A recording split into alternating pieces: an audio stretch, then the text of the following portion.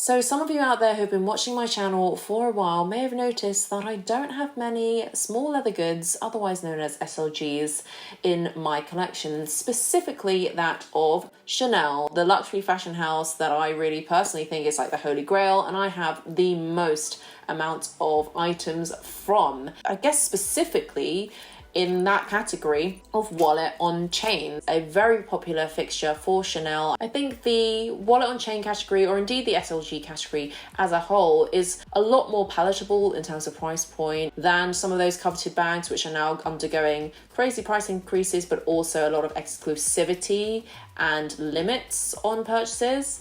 They are also, for some people as well, a lot more versatile in the ways that you can wear. The biggest one in terms of versatility, from that of a wallet to that of a handbag or clutch, hence the name wallet on chain, of course.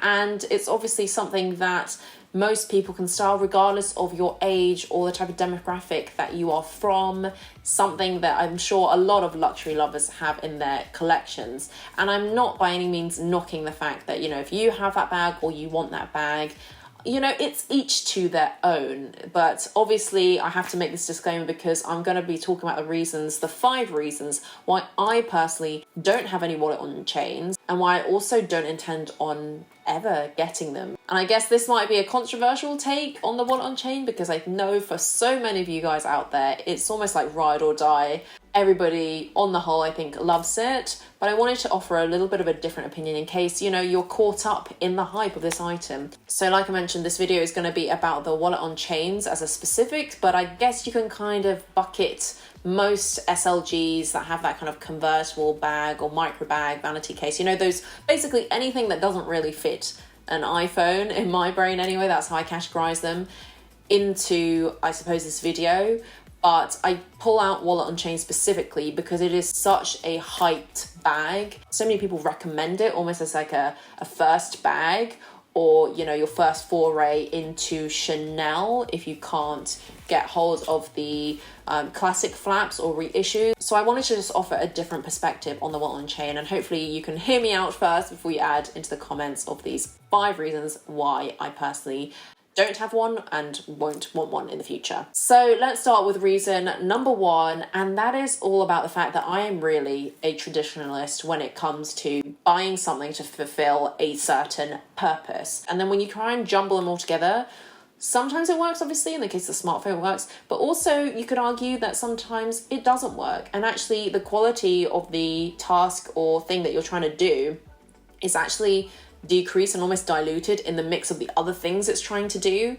Hopefully that kind of makes sense to you. But what I'm trying to get at for the wallet on chain example is, it's not exactly a wallet or a purse, but it's also not exactly a bag, because I guess of its size, the capacity, that makes it not very good at being either. I've seen a few reviews online actually of people echoing this point, so hopefully you understand where I'm going with this. Because in terms of wallets, so for example, I do have one other SLG. I think this might be the only other one that I have in my collection, and this is obviously a very special Chanel iridescent wallet. It opens out, it does everything that I need a wallet or purse to do. It's got all the cards that I need in sections here. It's got a place for your cash, it got a place for your coins and various other hidden compartments, and it's very, very rugged.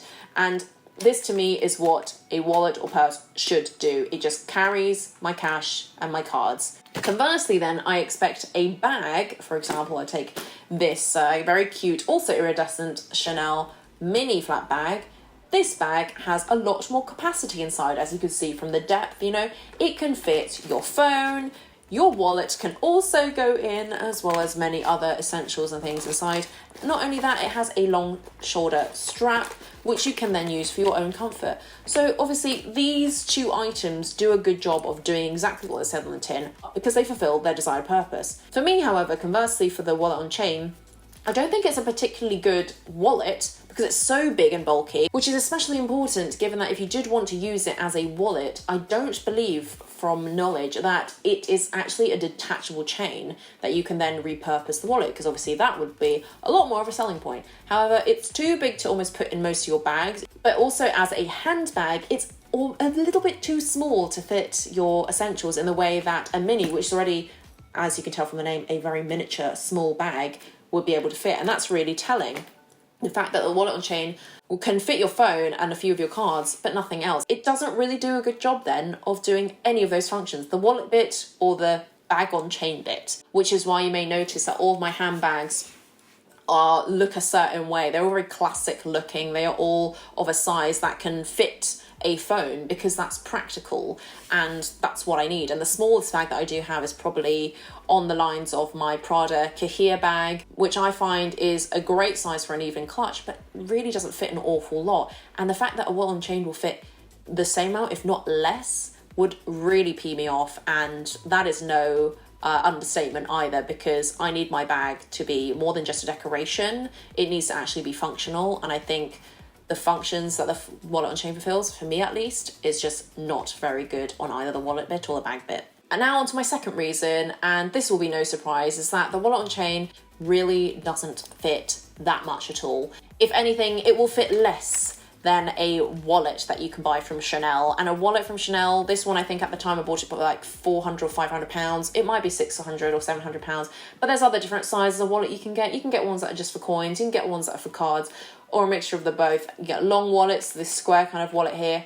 And actually this fits so much stuff inside. I mean, like I've shown you before, a ton of notes and cards and coins here. This is also super durable in the caviar leather as well, and I do believe a lot of the wallet on chains, however, less and less of them I'm seeing in the caviar. They're more the lambskin type, which I think is obviously going to be prone to so much damage over time, but preference thing at the end of the day.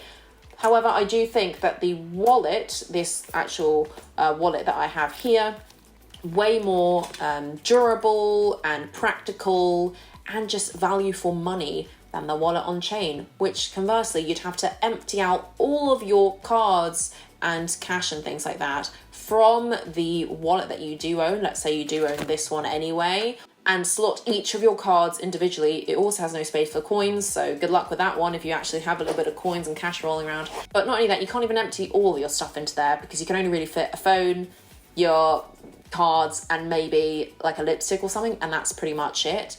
I don't think it's realistic to have a bag that small and that limiting. I think a lot of people, they forgo the mini flat bag or the classic flat bags because they think that is just an unrealistic price point, or it's a pipe dream or whatever, or they think that the wallet on chain achieves the same look.